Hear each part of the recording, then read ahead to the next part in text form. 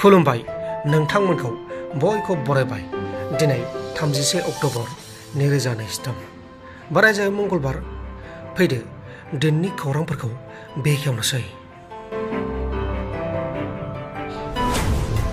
गुवाहाटी नोगोरमानि सिङाव थानाय बेलतलायाव सानै सिखावफोरा बाइकजों थांनानै सासे आइजोनि गोदोनानिफ्राय मालाखौ सिख'ना लाना खारदों। माला सिखाव जानाय आइजोनि मुङा जाबाय लक्ष्मी देवी। दा बे जाथायनि सायाव नायबिजिरनाया सोलिगासिनो दङ। तिनसुकिया डिस्ट्रिक्टनि सिङाव थानाय मार्गेरिटानि ग'टामालानि दिरक साहा बागान साखाथियाव थांनाय 23 अक्ट'बर खालारखालि गोमाना थानाय सुबुंनि गोथै सह'खौ बोखांनो हादों आरो बे सुबुंखौ बुथारदों होननानै बुंनाय जादों। थैनाय मानसिनि मुङा जाबाय बिट्सु टप 30 बोसोर बैसोनि। दा बे जाथायनि सायाव पुलिसआ गावसोरनि खामानिखौ मावगासिनो दङ।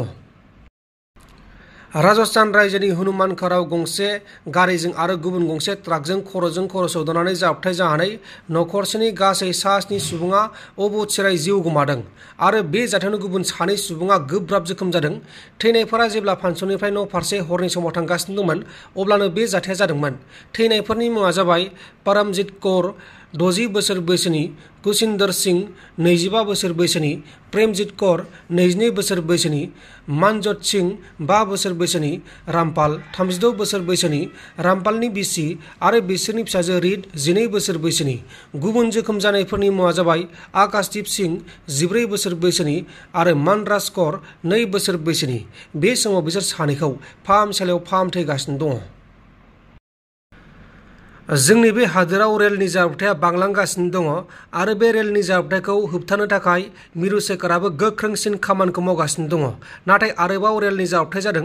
आन्ध्र प्रदेशनि विजयनागरामाव गंसे पेसेन्जार ट्रेनआ विशाखापट्टनमनिफ्राय रायागाडा फारसे थांबाय थानाय समाव गुबुन गंसे पेसेन्जार ट्रेनजों जाब्रबथाय जादों आरो बे जाब्रबथाय जानायाव खेबसेनो गासै 9 सुबुङा अबथिरायै जिउ गोमादों आरो गुबुन 32 सुबुङा गोब्राब जोखोम जादों।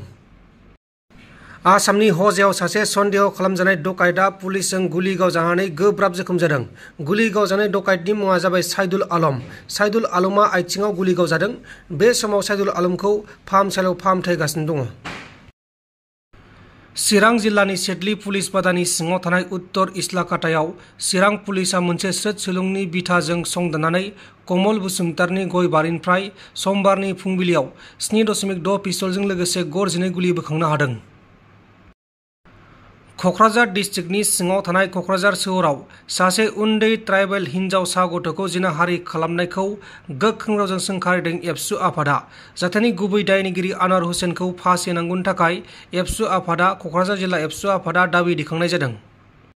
क'क्राझार जिल्ला दुलाराय बर' फरायसा आफादनिफ्राय बे घटनाखौ लानानै कन्डेनेसन खालायदों आरो जाय दुस्थिखारि आरो जाय रेप खालायग्रा आनवार हुसैन बडगावनि थागिबि बेखौ थाबैनो फासि होनांगौ आरो नङाबा बेखौ रायजोनि गेजेराव लाबोनानै जे रेपिस जाय सुबुङा बेखौ रायजोनि गेजेराव लाबोनानै फासि होनांगौ।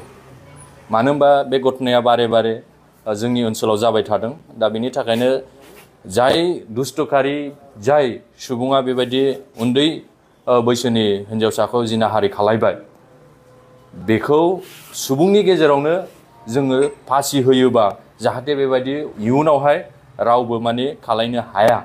बेनि थाखाय जोङो क'क्राझार जिल्ला दुलाराय बर' फरायसा आफादनिफ्राय जोङो दाबि दैखांदों क'क्राझार पुलिस प्रशासनखौ। जों मिथिदों बिथाङा रावबो गैयै समाव बे हिन्जावसाखौ बाहेरायाव फुस्लायनानै लानानै थांनानै बेखौ गुबुन मोनसे जायगायाव रेप खालायहैदों। बेनिफ्राय लगे लगे मिथिनानै बेखौ केस होनाय जादों आरो पुलिसआ बेखौ हमनानै लायनानै दायो पुलिसनि आखायाव दङ। दा बे घटनाखौ आरो इयुनावहाय बेबायदि माखासे घटनाफ्रा दाजाथों बा बेबायदि गाज्रि घटनाया जोंनि गेजेराव दाजाथों। दा बेनि थाखायनो बिटिआर सरकार मानाव गेदेर प्रमद बर' सारा प्रशासनफोरखौ गोरा खालायगोन। लोगोसे प्रशासन बिफाननिफ्राय बा डिसिनिफ्राय बेबायदि माखासे जे ड्राग्स जाहोनानै बा निसा होनानै बेबायदि माखासे आइजोफोरखौ जिनाहारि खालायनाय बा बायदि बायदि गाज्रि लामाजों लानानै थांनाय बेनिफ्राय गोख्रों नोजोर होगोन। दा जे घटनाया जानानै थांबाय बे घटनानि सायावहाय जोङो पुरा कन्डेनेसन खालायदों आरो जाय माने बेखौ खालायदों रेप खालायदों आनवार हुसेन बिथांखौ थाबैनो फासि होनांगौ आरो रायजोनि गेजेराव बेखौ लाबोनानै गेजेरावनो फासि होनांगौ जाहाथे इयुनावहाय बेबायदि आरो रेप खालायग्रा मानसि दा ओंखारथों। बियो जोंनि थाखाय खोब लाजिथाव आरो दुखुनांथाव बे घटनाया माबोरै जादों मानो जादों जों बयबो बिनि थाखाय दायथ' लानांगोन रेसपन्सिबिलिटि लानांगोन जाहाथे हिन्जावसाफ्राबो सोरनिबा गोदै रावाव बा सोरनिबा नंखाय बाथ्रायावहाय बिथांमोना गोजावनानै गुबुन मानसिफोरजों बा गुबुन हारिनि मानसिफोरजों असिनाखि मानसिफोरजों बेबायदि लोगो जानाय बा रायलायनायनिफ्राय गोजानाव थानांगोन आरो जोंनि जायफोर दिनै सिनियर थाखोनि मानसिफोर समाजखौ ससाइटिखौ जायफोर लिड खालायग्रा दिनै न'खरखौ जायफोर गार्जेनफ्रा लिड खालायदों दिनै न'खराव मोजां मोनसे परिबेस लाबोनो थाखाय ससाइटि समाजाव मोजां मोनसे लाबोनो थाखाय दायथ' लानांगोन रेसपन्सिबिलिटिखौ लानांगोन आरो जाय मानसिफ्रा दिनै बारे बारे बेबायदि खालायदों खाबु लादों बै खाबु लाग्राफोरनिफ्राय जोंनि आइजोफोरा ट्राइबेल बा गुबुन गुबुन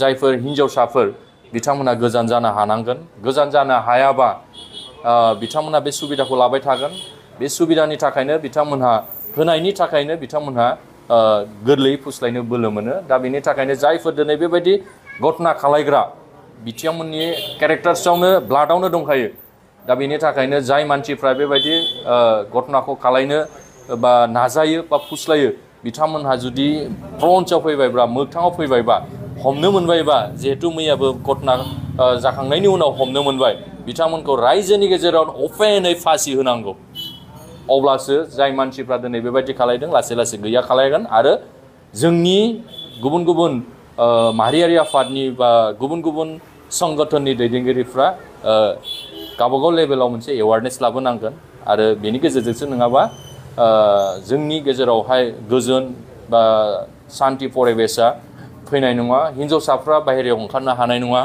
दायो फुजा मेलानि बोथोर जाबाय थादों फुजा जादोंहाय गोबां जायगायावहायनो लक्ष्मी फुजा जादों दा बे लक्ष्मी फुजायावहाय जोंनि आइजो हिन्जावसाफ्रा माने न'आव माने फुजा जानायनि नामैनो माने जिहेतु हर गेजेर माने थानो नाङा न'आव थाब फैनांगोन आरो जे गावनि मावनांगौ हाबा बेखौ मावनानै लानांगोन नङाबा बेबायदि सुबिदा लाग्रा सुबुंफोर गोबां दङ बे सुबिदा लायोबा बिथांमोनहा बेबायदि सुबिदायावहाय चान्स मोनो सुबिदा मोनो बेनि थाखायनो आं गासै जोंनि हालामनि रायजो राजा आरो जाय माने ससाइटि समाजखौ दैदेनदों बिथांमोनखौबो रिकुवेस्ट खालायदों बयबो जाहाथे जों बयबो दायथ' लालायो आरो गाव गावनि सायाव मोनसे जोङो गोख्रों मोनसे फोथायना लानानै खामानि मावनो हायो अब्लानो जोङो बैफोरबादि माखासे जे रेप जानाय बा ड्राग्स निसा लानाय बायदि मुवानिफ्राय जोङो गोजान जानो हागोन नङाबा जोंखौ बेबायदि माखासे फुस्लायग्रा आरो जाय मानसिफ्रा दिनै सुबिदा लाग्रा बेफोर बिथांमोनहा